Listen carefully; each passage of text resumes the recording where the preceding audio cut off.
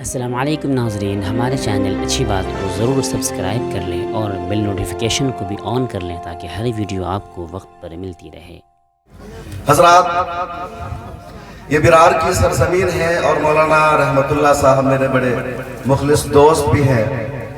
میں عموماً جلسوں میں جاتا نہیں ہوں، جلسے سنا پہلے ضرور کرتا تھا۔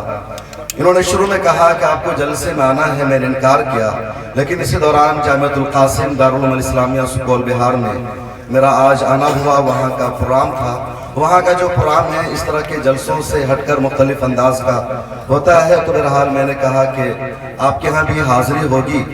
مفتی ثناء الہدیٰ ویشالی صاحب بھی وہی تھے، تو بہرحال وہاں سے فارغ ہو کر میں یہاں آیا کہ اس جلسے میں بھی حاضری دی جائے، کیونکہ میرے دوست کا مدرسہ ہے اور برار کی سرزمین ہے اور اس سرزمین سے میرا قلبی رشتہ ہے۔ میں نے اپنے تعلیمی سفر کا آغاز اسی برار کی سرزمین سے کیا تھا۔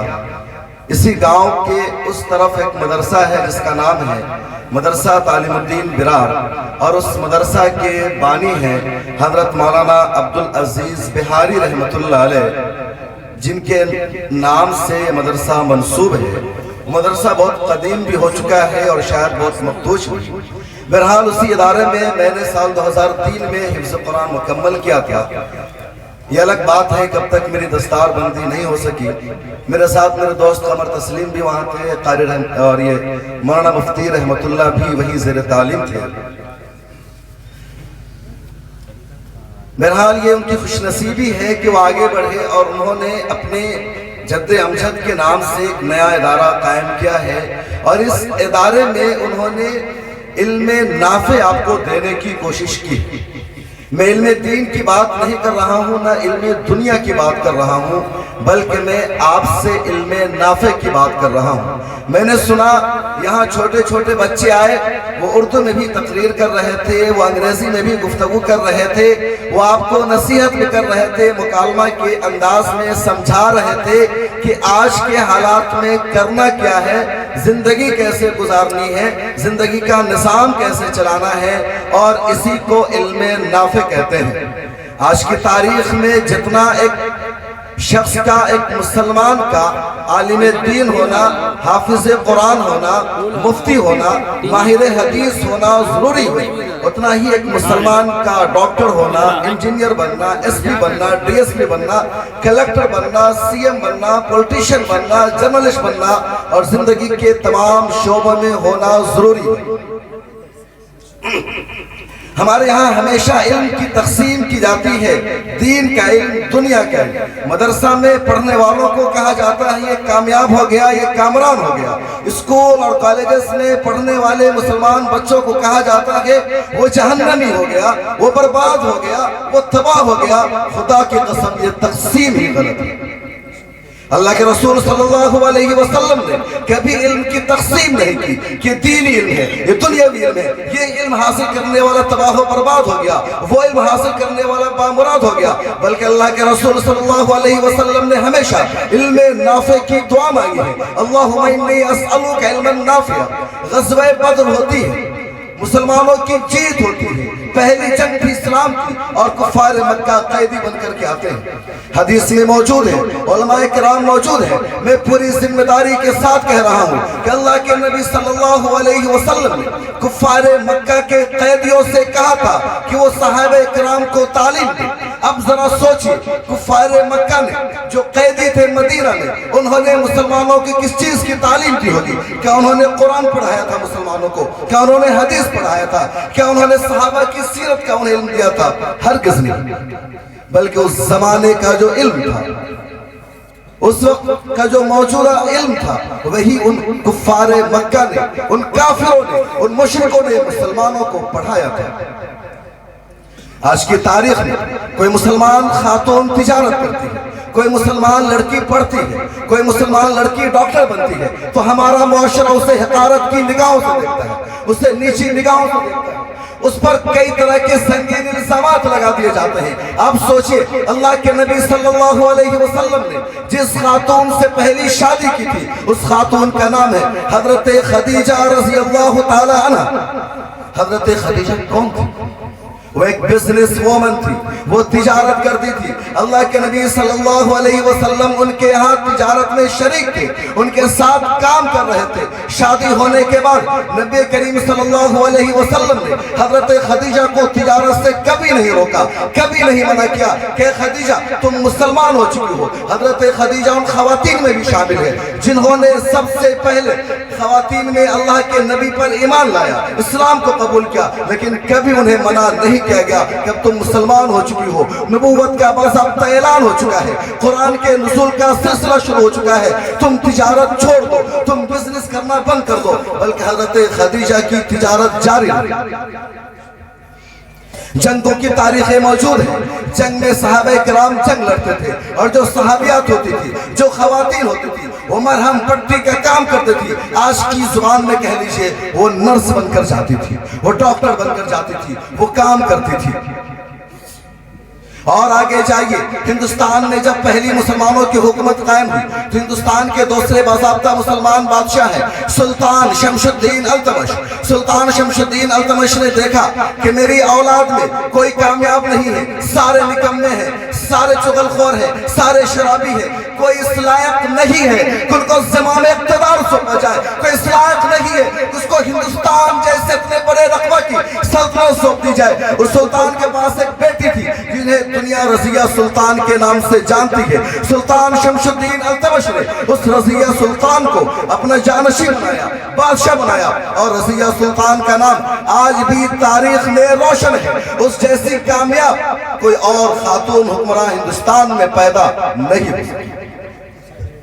یہ اسلام سکھاتا ہے کہ صنفی بنیاد پر اپنے دنیا اور علم دین میں تقسیم نہیں کر سکتے. آج آپ کو ضرورت پڑتی ہے, آپ کی بیوی, آپ کی بہن, آپ کی باپ بیمار پڑتی ہے, کوئی خفیہ مرض ہوتا ہے, آپ شہروں میں جاتے ہیں اور تلاش کرتے ہیں کہ کیا کوئی خاتون ڈاکٹر ہے, کوئی لیڈی ڈاکٹر ہے. جب آپ اپنی بچیوں کو ڈاکٹر نہیں بنائیں گے تو لیڈی ڈاکٹر بازاروں میں کہاں سے نظر آئے گا؟ حضرات, کہ علم کی تقسیم نہیں ہونی چاہیے. علم نافع اہم ہے, خواہ مولانا بنے یا جرنلسٹ بنے, حافظ قرآن بنے یا انجینئر بنے. اور یہ جو دارالعلوم عزیزیہ ہے یہ اسی نہج پر کام کر رہا ہے. آج کی تاریخ میں ایک طرف اسکول اور کالجز ہیں جو صرف بچوں کو علم دنیا تو سکھا دیتے ہیں, engineer, doctor, officer, U P S C کا ایکسپرٹ اور کئی سارے علوم سکھا دیتے ہیں, لیکن وہ دین سے محروم ہوتے ہیں. انہیں قرآن پڑھنا نہیں آتا, وہ اسلامی تہذیب و ثقافت سے محروم ہوتے ہیں. تو اسی طرف ہمارے یہ مدرسے ہوتے ہیں جہاں دین تو سکھا دیا جاتا ہے, لیکن مدرسے کے ان فضلاء کو, ان علماء کو بیگ کا فارم تک بھرنے نہیں آتا. کہیں شائن بورڈ لکھا ہوتا ہے تو اس کا پڑھنا مشکل ہو جاتا ہے, کہیں پر ریلوے کاؤنٹر پر جاتے ہیں ریزرویشن فارم بھرنا ان کے لیے مشکل ہو جاتا ہے. کئی لوگ تو ایسے ملتے ہیں جو اپنے موبائل میں نمبر سیو کرانے کے لیے دوسروں کا سہارا لیتے ہیں. یہ بھی انتہا ہے اور وہ بھی انتہا. اسلام کہتا ہے ضروری علم سیکھو اور دونوں کا امتزاج ضروری ہے. اس لیے میں جب بڑی بڑی یونیورسٹیز میں جاتا ہوں, کالجز میں جاتا ہوں, تو ان سے میں کہتا ہوں کہ آپ ضرور تمام دنیاوی علوم سکھا دیجئے. اور اس وقت ملت اسلامیہ ہند کی یہی ضرورت ہے, لیکن اس ضرورت کے ساتھ یہ بھی ضروری ہے کہ تمام مسلمانان ہند کے بچے, پوری دنیا کے تمام بچوں کو 12 سال کی عمر تک پہلی فرصت میں علم دین سیکھنا چاہیے, قرآن کریم کا پڑھنا سیکھنا چاہیے. جب بچپن کی عمر میں علم دین آ جائے گا, مذہب کی بنیادی تعلیم حاصل ہو جائے گی, جب قرآن شریف پڑھنا آ جائے گا, تب آپ کو اختیار ہے آپ علم دین کے ایکسپرٹ بنائیے یا علم دنیا کے ایکسپرٹ بنائیے. لیکن جو شروع کی زندگی ہے, جو شروع کا مرحلہ ہے, اس میں علم دین کا سیکھنا ضروری ہے. اور آج کی تاریخ میں, آج کے دور میں ایک عالمی سازش ہو رہی ہے, ہندوستان میں بھی منصوبہ بندی کی جا رہی ہے مسلمانوں کو دین سے, ان کے مذہب سے دور رکھنے کی. اور یہ کیوں؟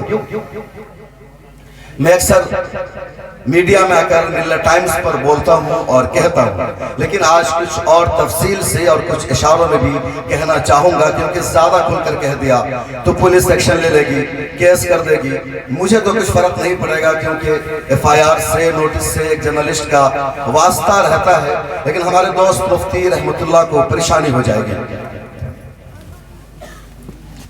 बहरहाल एक तबका है हमारे हिंदुस्तान में जो अपने मजहब का, अपने धर्म का फरोग चाहता है, लेकिन उन लोगों को अपने मजहब की तरफ लोगों को खींचने के लिए कोई अच्छी बात नहीं आती। वो चाहते हैं कि पूरा हिंदुस्तान हमारे मजहब का पैरोकार बन जाए, लेकिन कभी वो अपने मजहब की खूबियों को नहीं बताते।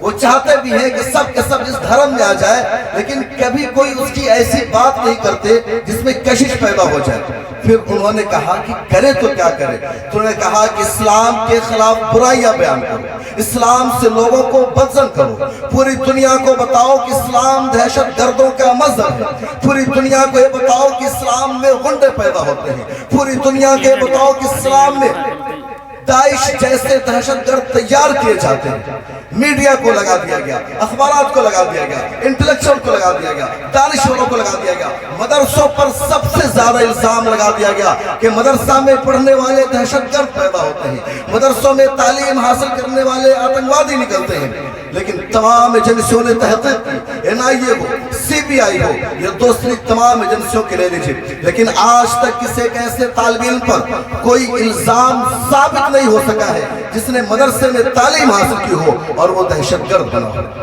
गिरफ्तार 10 को किया गया है, लेकिन सब के सब अदालत से बाइज्जत बरी हुए हैं, क्योंकि किसी पर इल्जाम नहीं लग सका।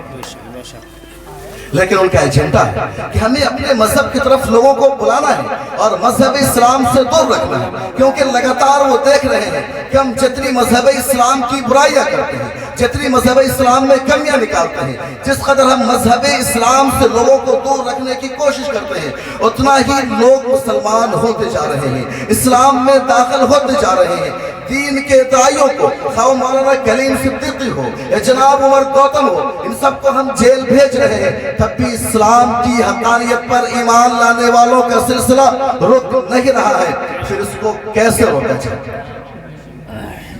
तो एक नई तदबीर सोची, एक नया तरीका इख्तियार किया, और वो तरीका है इन मदरसों से मुस्लिम बच्चों को दूर करना। आपने खबरों में देखा होगा कि आसाम में एक हफ्ते में 3 मदरसों पर बुलडोजर चला दिया गया। वहां की सरकार ने फिर कहा कि मदरसों का सर्वे होगा, मदरसा में पढ़ने वाले तमाम असातिज़ा और बच्चों की डिटेल्स देनी होगी। उसके बाद मुख्यमंत्री साहब ने यह भी ऐलान कर दिया कि 14 साल की उम्र तक के बच्चे मदरसों में नहीं पढ़ने चाहिए, क्योंकि ये जो उम्र होती है डॉक्टर बनने की होती है, इंजीनियर बनने की होती है, असल उलूम हासिल करने की होती है। अगर इस उम्र में ये बच्चे मजहब की तालीम हासिल कर लेंगे तो शिद्दत पसंद बन जाएंगे, एक कट्टरपंथी बन जाएंगे। और अगर सच पूछे तो मैं उनको कहूँ कि क्या वो सोचते हैं कि सारे संगी गुंडे बन जाएंगे, बजरंग दल के गुंडे बन जाएंगे क्या? बहरहाल उन्होंने कहा कि 14 साल की एज तक मुसलमान बच्चों को मदरसों में नहीं पढ़ना चाहिए, क्योंकि इस एज में मजहब की तालीम हासिल करने की वजह से शिद्दत पसंदी पैदा होती है, इंतहा पसंदी पैदा होती है। उत्तर प्रदेश में मदरसों का सर्वे कराया गया, वहां भी मकसद यही था कि मदरसों में कमी निकाली जाए, यहाँ से छोटे बच्चों को दूर रखा जाए। टीवी चैनलों ने, हमारे कई सहाफी दोस्तों ने दिन रात मदरसे पर इल्जाम लगाया, टारगेट किया, निशाना बनाया, कहा मदरसे के बच्चों की जिंदगी बर्बाद की जा रही है, इनको बुनियादी तालीम नहीं दी जा रही है, इनको जाहिल बनाया जा रहा है।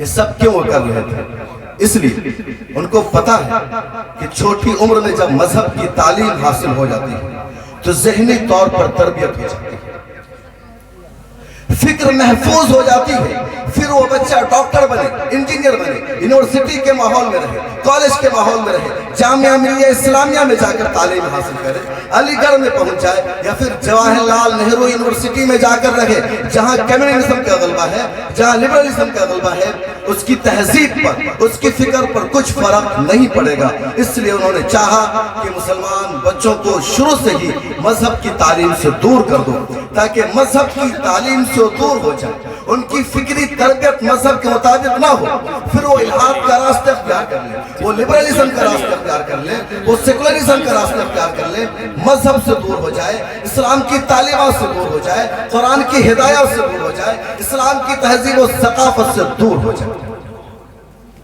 اور یہ ایک چیلنج ہے، ایک بہت بڑا مسئلہ ہے، اور اگر آپ اس سازش کو ناکام بنانا چاہتے ہیں،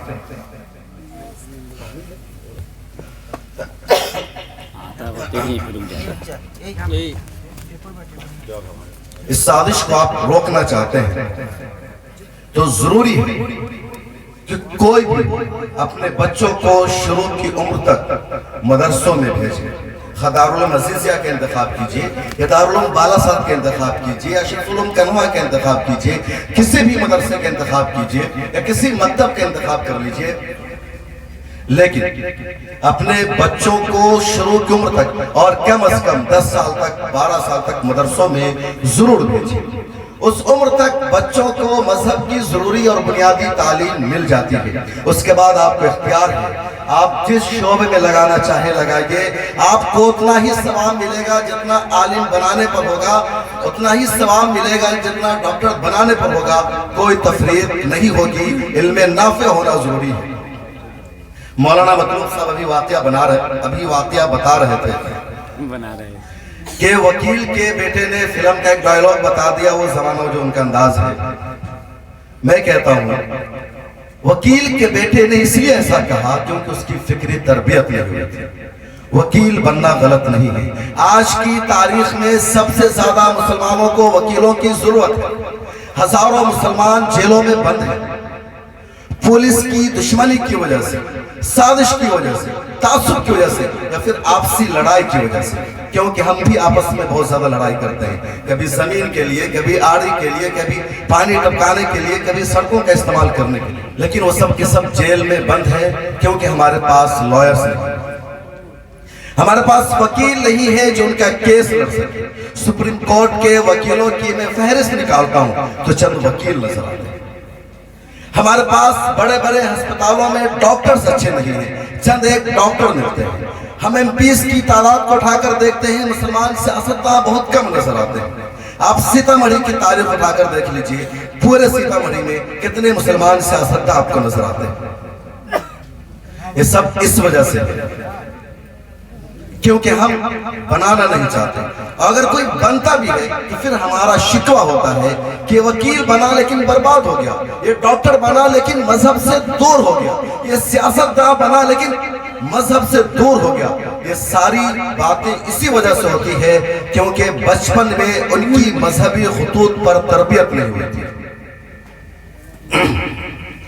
ان کو پہلے دنوں میں، شروع کے دنوں میں مکتب میں قرآن شریف سیکھنے کے لیے نہیں بھیجا گیا تھا، اس لیے یہ سارے امراض پیدا ہوتے ہیں۔ اور جو مدرسہ کے ذمہ دار اگر میری بات کو سن رہے ہیں تو میں ان سے کہنا چاہوں گا کہ آپ اپنے مدرسے کے نظام کو بدلیے، سسٹم کو بدلیے، اچھا طریقہ اپنائیے، اپنے بچوں کو ایسا ماحول دیجیے کہ ہر کوئی، خواہ وہ غریب کی اولاد ہو یا امیر کی اولاد ہو، ایک شخص معمولی ہو یا سیٹ ہو، وہ چاہے مجبور ہو جائے کہ ہمارا بچہ اسی دارالعلوم عزیزیہ میں پڑھے، اور اس کے لیے آپ کو بہتر انوائرمنٹ دینا ہوگا، بہتر ماحول دینا ہوگا، تو ہر کوئی آپ کے مدرسے میں آئے گا، کیونکہ ہر کوئی اپنے بچے کے مستقبل کو روشن، کامیاب اور تابناک بنانا چاہتا ہے، لیکن ہمارے ادارے ان کو ایسی سہولیات نہیں دیتے ہیں، ان کو ایسی فیسلٹیز نہیں دیتے ہیں، اس وجہ سے بچے اچھی تعلیم حاصل کرنے سے، اسلامی تہذیب حاصل کرنے سے محروم ہو جاتے ہیں، اور پھر مجبوری میں والدین اپنے بچوں کو ایسے اسکولوں میں بھیج دیتے ہیں جہاں انہیں صحیح تربیت نہیں مل پاتی ہے، جہاں انہیں صحیح رہنمائی نہیں مل پاتی ہے، اور وہی بچے آگے چل کے لبرلزم کا راستہ اختیار کر لیتے ہیں، الحاد کے راستے پر پہنچ جاتے ہیں، اور پھر ہم روتے ہیں۔ واٹس ایپ پر آپ میں سے بہت سارے لوگ فارورڈ میسج کرتے ہیں کہ آج فلاں مسلمان لڑکی فلاں لڑکے کے ساتھ بھاگ کے، فلاں نے آج ارتداد کا راستہ اختیار کیا، اس نے اپنا دھرم اور مذہب تبدیل کر لیا۔ یہ سب اس وجہ سے کہ شروع میں ان کی مذہبی خطوط پر تربیت نہیں ہو سکی، اور ذمہ دار صرف ان کے والدین نہیں بلکہ ہمارے علماء کرام، مدارس کے ذمہ داران، स्कूल के जिम्मेदारान जिन्होंने ऐसा माहौल फराहम नहीं किया। इसलिए इन चीज़ों पर तवज्जो देने की ज़रूरत है। और इन्हीं बातों के साथ मैं अपनी गुफ्तगू ख़त्म करूँगा, लेकिन उससे पहले आपको अकबर इलाहाबादी का शेर सुना दूँ जो उन्होंने इसी तरह के हालात के लिए कहा है कि तुम शौक से कॉलेज में पढ़ो, पार्क में फूलो। तुम शौक से कॉलेज में पढ़ो, पार्क में फूलो। इजाजत है गुबारों में उड़ो, चर्ख पे झूलो।